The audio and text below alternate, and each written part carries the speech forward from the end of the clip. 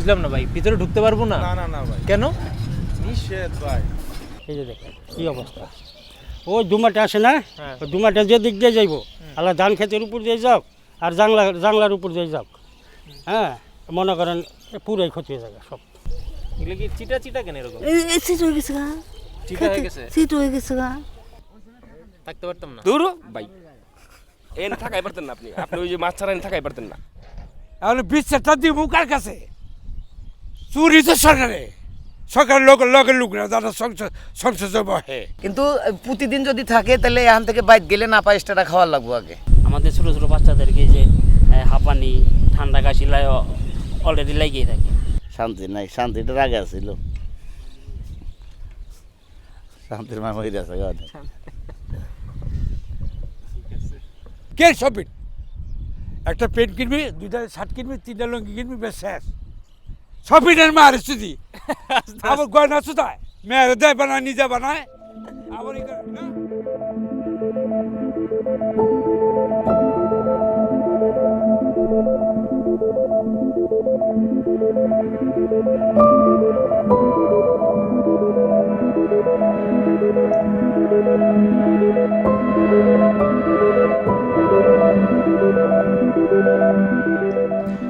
যদি ঢাকা আরিচা মহাসড়কে আমিনবাজার এবং হেমায়েতপুরের মধ্যবর্তী স্থান ক্রস করার সময় যদি 1 মিনিটের জন্য আপনার ঘ্রাণ শক্তি আপনি তীব্রভাবে অনুভব করেন, একটা দুর্গন্ধে, বিশ্রী দুর্গন্ধে, এটাই হচ্ছে সেই জায়গা যেটা হচ্ছে আপনাকে সেই তীব্র ঘুম থেকে ভাঙায় তোলার জন্য যথেষ্ট।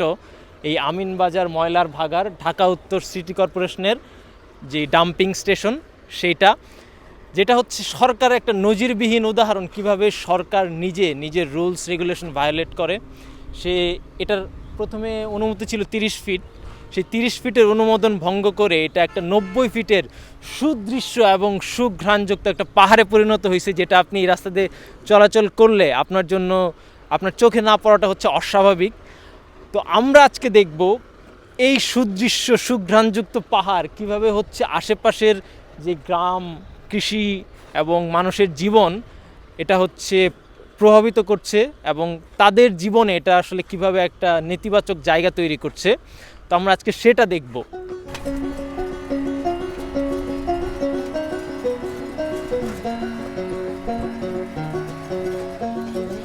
বুঝলাম না ভাই, ভিতরে ঢুকতে পারবো না? না না না ভাই, কেন? নিষেধ ভাই। নগর ভবন থেকে এখানে নিষেধ, যে কোনো সাংবাদিক কোনো কেউ ঢোকা সব কিছু নিষেধ। কেন? সাংবাদিকরা তো রিপোর্ট করে। ওনারা ঢুকতে গেলে নগর ভবন থেকে অনুমতি নিয়ে আসতে হবে। অফিসারের নিষেধ, হন আমি কি বলবো ভাই। কিন্তু এটা এটা তো একটা ময়লার জায়গা, হ্যাঁ, তো ঢোকা যাবে না। আপনারা দেখলেন আমাদের ঢুকতে দেওয়ার না কোনো একটা আশ্চর্যজনক কারণে যে একটা ময়লার স্টেশনে, একটা ডাম্পিং স্টেশনে এত সিকিউরিটি বাংলাদেশ সরকারের, এটা আশ্চর্যজনক। আমাদের জাহাঙ্গীরনগর পাশের যে রাস্তা সেখানেও এত সিকিউরিটি নাই, সেখানে জাহাঙ্গীরনগর ভিতরেও নাই এখন অবশ্য। এত সিকিউরিটি, এখানে হাজার হাজার টোকাই ভিতরে কাজ করতেছে, কিন্তু ক্যামেরা নিয়ে ঢুকতে দিচ্ছে না আর কি তারা, কোনো একটা আশ্চর্যজনক কারণে। অবশ্যই এর আগেও আমরা একদিন আসছিলাম, সেদিনও দেয় না, আজকেও দিল না। কিন্তু কিন্তু কিন্তু আমাদের কন্টেন্ট শেষ হচ্ছে না, আমাদের কন্টেন্ট আমরা করেই ছাড়বো। আমরা এখন যাব আশেপাশের গ্রামে, আমরা দেখব এই সুদৃশ্য এবং সুগন্ধযুক্ত পাহাড়ের কারণে আশেপাশের মানুষের, যারা গ্রামের কৃষক এবং মানুষের স্বাস্থ্য এবং মানুষের খাবার দাবার নানান কিছুতে কিভাবে এটা প্রভাব বিস্তার করছে।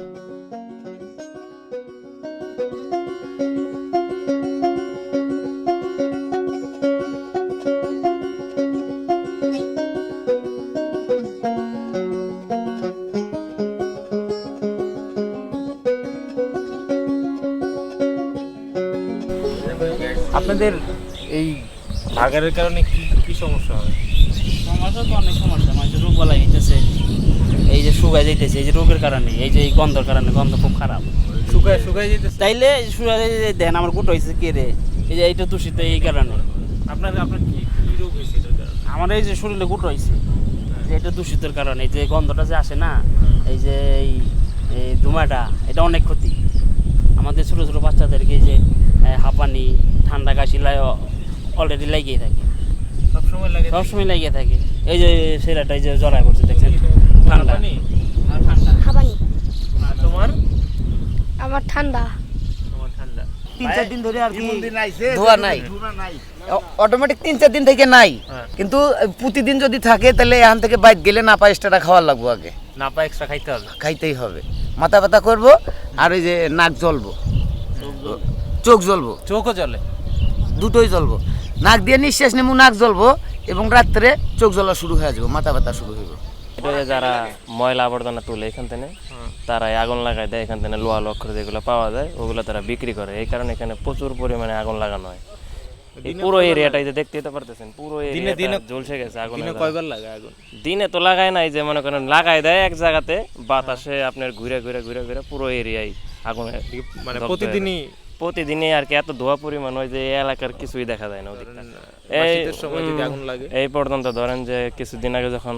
লাগানো হয়েছে বৃষ্টি হওয়ার আগ মুহূর্তে প্রায় 2 থেকে 2.5 মাস এদিক ধোয়া যায় যখন এদিক বাতাস থাকে আমরা তখন শ্বাস প্রশ্বাস নিতে পারি না যখন ওদিক যায় তখন ওই এলাকা পুরো দেখাই যায় না আর কি দুয়ার দ্বারা দেখাই যায় না দেখাই যায় না যেরকম কুয়াশা পড়ে শীতের দিনে কিছু দেখা যায় না সেরকম সেম টু সেম যেদিকে যাইবো ওদিকই শেষ তো ওই সময় আপনারা থাকেন কেমনে মানে থাকে কেমনে বলতে এই যে এইভাবে নাক দূরে থাকতে হয় এই ছাড়া আর কোনো উপায় নাই মানুষের হয়তো ই হয়ে যাবে লইছে মানুষের রোগ তো হনে রোগ বাদাল বাইরে যাবে লইছে আছে আপনাদের কারো আশেপাশে রোগ শোক কেমন রোগ তো মনে করেন এই যে এগুলো ধুয়ে হয় তখন আপনি বুঝবেন কিনবে এখন তো মনে করেন বৃষ্টি বাদলে দিন এখন তো দুমা নাকি আপনি এখানে থাকা পারতেন না এক কথায় বলা থাকতে পারতাম না দূর ভাই এখানে থাকাই পারতেন না আপনি আপনি ওই যে মাছ ছাড়া এনে থাকাই পারতেন না এরকম রাগ করে না ভাই না শক্ত কথা বলে মানে আমরা আমাদের রাগ করবো কি ভাই এনে আমাকে যে আইনা দিয়েছে যারা অনেক কিছু করার নাই হিনার আমাকে আর আমাকে কথা রেকর্ড করেন না কেড়ে করেন না কিন্তু করলে কি হইব কিনা আমরা তো মনে করেন এখানে আইনে দিয়েছে আমাকে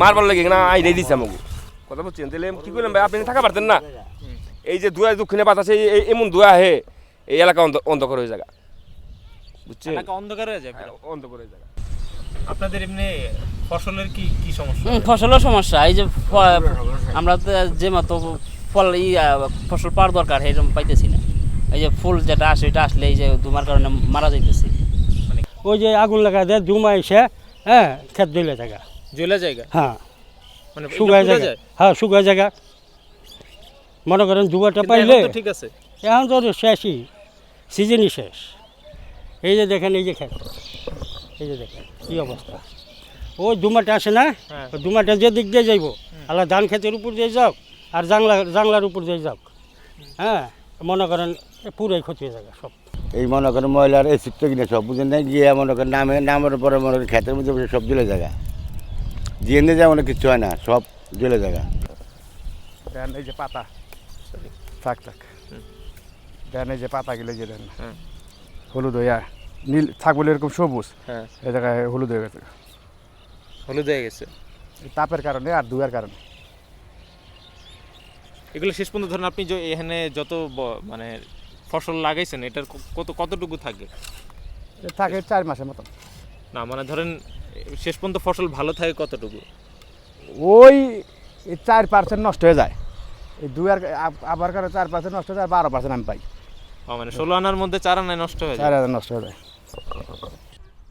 তে এই কষ্ট করে এই খেতগুলো আমাকে করতে হয় তা আশা করি আগামীতে মনে হয় আর করা ভাবনা করে বেশি বেশি পচাবানি বেশি আসতেছে এখন অনেক বেশি বেশি আইববি এরে এই তাকে সীমানা লো যে আইল তারা বাইরে পড়ছে না তাহলে এটি তারা অপরাধ করছে না যারা এটাই কাজ করে ও সীমানার বাইরে চলে আসছে ওই যে দেওয়ালের বাইরে হ্যাঁ আপনি নিজ চোখে দেখেন এটা বোধহয় কী কম চোখে দেখলে আপনি বলতে পারবেন এটাকে আমি মিথ্যা বলতে আসিনি না এই যে দেওয়ালের বাইরে বাইরে বাইরে মালা ফেলাইছে না এই মনে করেন এই যে বর্ষা এই যে এখানে এতটুকু পানি এখানে চলে আসবে ওই চলে আসলে ওই যে ময়লা পড়লে ওই যে কাগজ মাগজ আমি হ্যাঁ ক্ষতিগ্রস্ত হয়েছে ওনার ক্ষেত্রে আর বেশি পড়ছে ওই যে ময়লা ওখানে ওই যে দেখছেন ওই যে ময়লা দেখছে ওই ওগুলা ইয়া করে কি খেতে চাইপা থাকে আলো যেসব পানি জায়গা ওই চাইপা থাকে আলো ওগুলো ফালাইবার গেলে মনে করেন যে ওই সুই থাকে ই থাকে মানুষও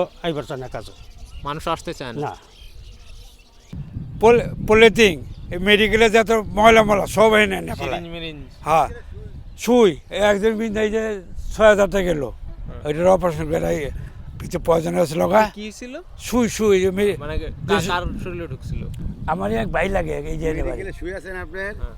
মেডিকেলে শুই আমরা প্রতিদিন ফেলে আমাদের খেত বাজবার যাই হ্যাঁ। মেডিকেলে শুই পায়ের মধ্যে ঢুকে দেখেন কি হয়েছে কই কই এই দেখি ক্লোজ পায়ের অবস্থা কি দেখেন আপনার ধরেন একদম পুরা যায় পুরো ফসল, একবার পুইরা যায় মানে ধরেন কতটুকু থাকে? আর ঠান্ডা ঠান্ডা আবহাওয়া দেখে ঠিক আছে তাহলে পাতা আরো কালা থাকতো যে জায়গায় জায়গায় পুড়ে আছে গা শান্তি নাই শান্তিটার আগে আছিল শান্তির মা মহিলা আছে গা অবস্থা কাজ করছে মানে সরকার নিজেই সরকারের অবস্থা কাছে মানে উঠে গেছে গা আমাকে ভিতরে তো উঠে গেছে গা অনেক নিজেই সরকার কইটা খামো সরকারের কাছে কোনো কিছু চাই না আমরা ওই আমরা ওটা খায় মানে ধরেন ফসলের এটার কারণে ফসলের ক্ষয়ক্ষতি হয় কেমন? আগে কত পাইতেন এখন কেমন পান? আগে মনে করে পাখিতে পাইতেন 18-19-20 মন, এখন ওখানে 13 মন 12 মন, প্রায় অর্ধেক একটু বেশি হয় আর কি। একটা যে সরাইবো পিলারটা আছে নি একরি তো সরাইবো বাংলাদেশ তো ওখান থেকে ভ্যাট পাইবে লইছে সরাইবো কি এই লেগেই তো অধপতনে লইছে সরাইবো কি সরকারে ভ্যাট পাইবে লইছে ওখানে ময়লা আবর্জনা যা হয় হোক ওটা দেখার বিষয় না এই কারণে তো জনগণ মরে যাক জনগণ মরে যাক ওটা দেখার বিষয় না সরকারের। এখন বিচারটা দিব কার কাছে?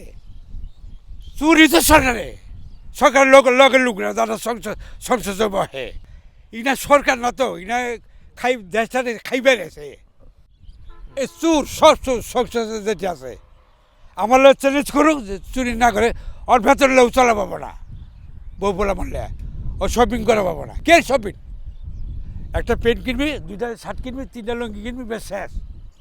শপিংয়ের মার স্তুতি আবার গয়না সুতায় মেয়েরা দেয় বানায় নিজে বানায় আবার ই করে না আইসেন না আমি যেটা করবো স্পষ্ট করবো আমি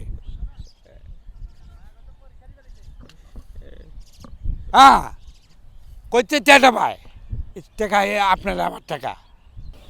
আর ধরেন এটা হওয়ার আগে আপনাদের কেমন লাভ হইতো, এখন কত লাভ হয়? ওইটা যখন ছিল না মানে যখন নিচে আগুন মাগুন ছিল না তখন মনে করেন যে জিনিসের ফলন তো আসছিল বেশি, সেটা কতটুকু কমছে? ওইটার ছায়া ওখান মনে করেন যে তোমার ধরো যদি আগে 100% ছিল এখন আছে 30%, অর্ধেকেরও কম, 2% নাই 1% আছে।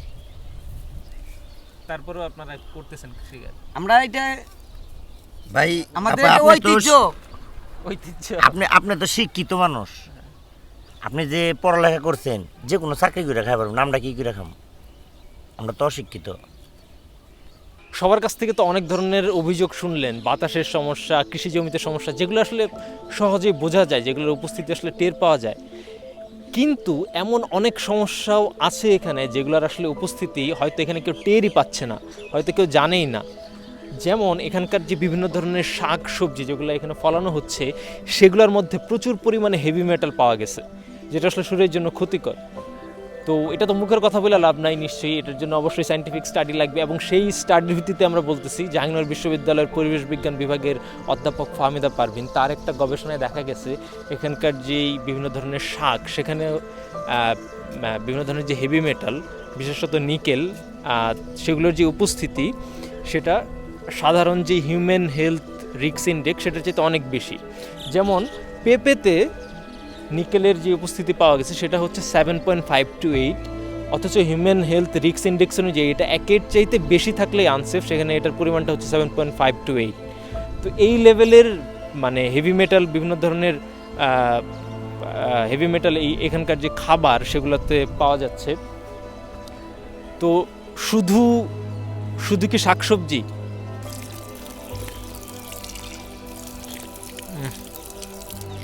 এটা হচ্ছে এখানকার খাবার পানি, কোনো সমস্যা নাই, পানির গন্ধ সবই ঠিক আছে এবং ওকে পারফেক্টলি।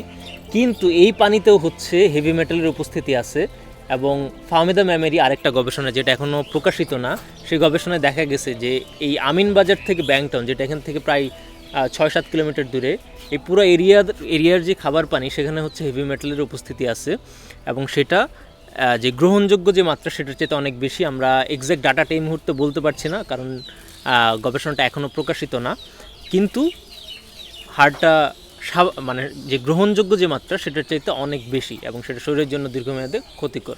আর এমনি ফসলের কোনো সমস্যা হয়? ফসলে পুরোই সমস্যা। কি সমস্যা? এই যে মনে করেন আলি একটুখানি পানি এলেই গোড়াটা পয়সা জায়গা পয়সা ওই পানি মরে গোড়াটা পচে যায়? হ্যাঁ পয়সা জায়গা। পরে মনে করেন এই পানি মরে পড়ে জায়গা তাহলে ধান নষ্ট জায়গা।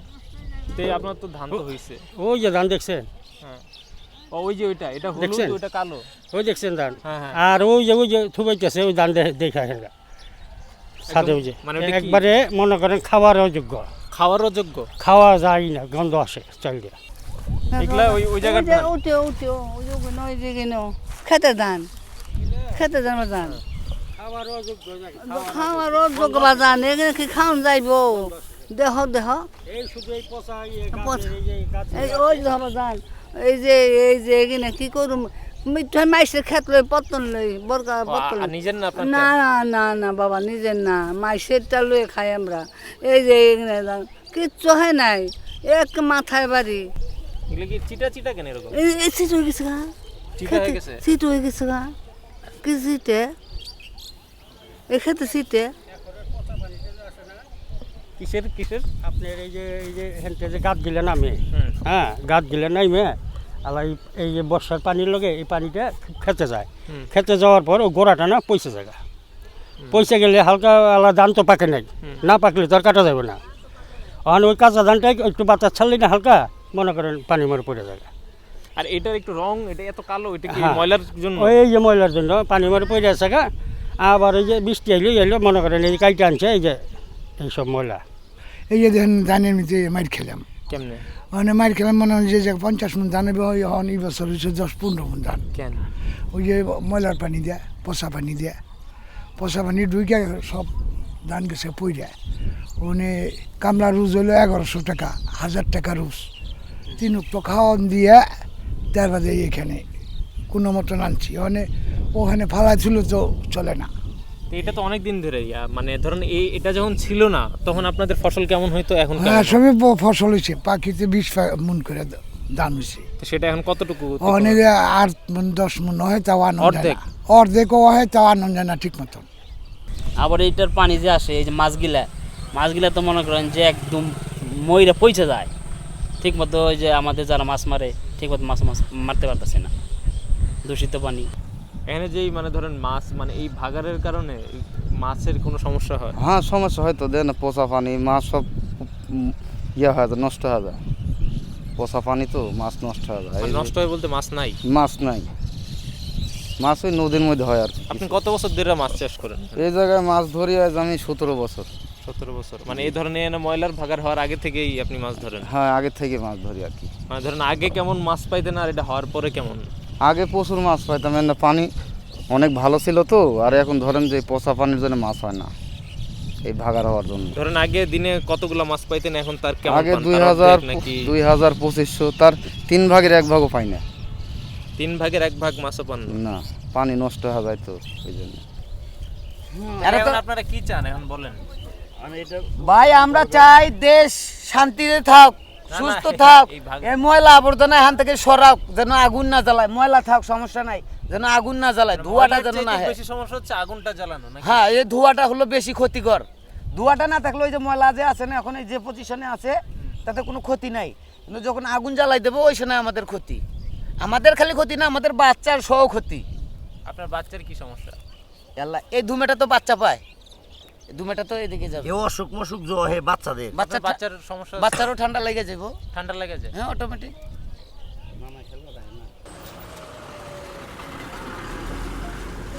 বাই দ্য ওয়ে বাংলাদেশ সরকারের বায়ু দূষণ নীতিমালা 2022-এর যেটার মানে হচ্ছে যে কোনো জায়গায় খোলা অবস্থায় কোনো প্রকার বর্জ্য পদার্থ সংরক্ষণ এবং পোড়ানো যাবে না, এবং খ অনুযায়ী মহাসড়কের পাশে কোনো প্রকার বর্জ্য পদার্থ খোলা অবস্থায় সংরক্ষণ ও পোড়ানো যাবে না। বাংলাদেশ সরকার একদম পারফেক্টলি এই নিয়মটা ভঙ্গ করতেছে। সে একই সাথে মহাসড়কের পাশে তো বর্জ্য পদার্থ সংরক্ষণ করছেই, এটা কন্টিনিউয়াসলি সে পোড়ায় যাচ্ছে যাতে এটার হাইট না বাড়ে। কারণ হাইট নিয়ে যেহেতু একটা টেনশন আছে যে হাইটটা কমায় রাখতে হবে, যেহেতু তার অনুমোদন হচ্ছে 30 ফুটের, যেটা অলরেডি 90 ফুটের একটা পাহাড়ে পরিণত হয়েছে। তো একটা পারফেক্ট মানে উদাহরণ হচ্ছে ঢাকা উত্তর সিটি কর্পোরেশন, যে সরকার নিজের নিয়ম নিজে ভঙ্গ করতেছে। এই হলো কোন্ডা গ্রাম, যেটা হচ্ছে আমিনবাজার ল্যান্ডফিলের পার্শ্ববর্তী গ্রাম। সেখানে আমাদের দেখা একদিন, আমি ছিলাম শোভন, ক্যামেরার সামনে, ক্যামেরার পেছনে সাজ্জাদ। আমরা এখানকার কৃষকদের সাথে কথা বললাম এবং যেটা বুঝতে পারলাম যে এখানে হচ্ছে তাদের এই যে টক্সিক যে রসটা, সেটা এই পানির সাথে মিলে এখানে ধানের জমিটা ছিল কিছুদিন আগেই, এই ধানগুলো নষ্ট করে দেয় এবং ধানের যে ফলনের হার সেটা এই ল্যান্ডফিল হওয়ার আগের চাইতে অনেক কম, ক্ষেত্র বিশেষে সেটা প্রায় অর্ধেক। এবং যে ধানটা হয় সেটাও আসলে খুব কোয়ালিটির জায়গা থেকে খুবই খারাপ কোয়ালিটির এবং অনেক চিটা থাকে সেই ধানে, এবং ধানের ভেতরের যে চালটা সেটাও খুব কম। তো নানান কারণে কৃষকরা ক্ষতিগ্রস্ত হচ্ছে এবং স্বাস্থ্যের দিক বিবেচনা করলে এখানে প্রচুর মানুষের শ্বাসকষ্টজনিত রোগ, বিশেষ করে বাচ্চাদের অনেক বেশি, আমাদের যেটা মনে হলো কথা বলে।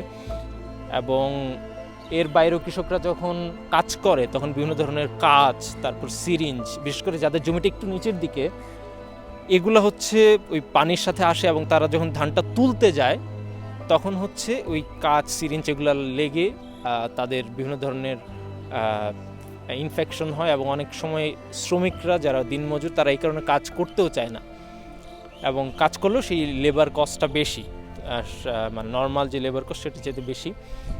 আর এর বাইরে তো কিছু সমস্যা আছে যেগুলো হচ্ছে চোখে দেখা যায় না বা ফিলও করে না তারা, যেমন পানির যে সমস্যাটা, তারা যে খাবার খাচ্ছে সেখানে যে হেভি মেটাল আছে সেটার যে সমস্যাটা। হয়তো কোনো একদিন আজ থেকে 5 বছর, 10 বছর, 15 বছর পরে দেখা যাবে যে এই গ্রামের ব্যাপক সংখ্যক মানুষের কিডনি, লিভার ফেল করতেছে। যদি এভাবেই চলতে থাকে আর কি, যদি সরকার এই ব্যাপারে খুব একটা কনসার্ন না দেখায়, দেখা যাক কি হয়। ততদিন পর্যন্ত ভিডিও দেখে অবশ্যই অবশ্যই অবশ্যই সাবস্ক্রাইব করে যাবেন, কারণ আমরা দেখলাম অ্যানালাইটিক্সে যে আপনারা ভিডিও দেখে চলে যাচ্ছেন কিন্তু সাবস্ক্রাইব করতেছেন না। এটা একটা অন্যায় অন্যায় অন্যায়।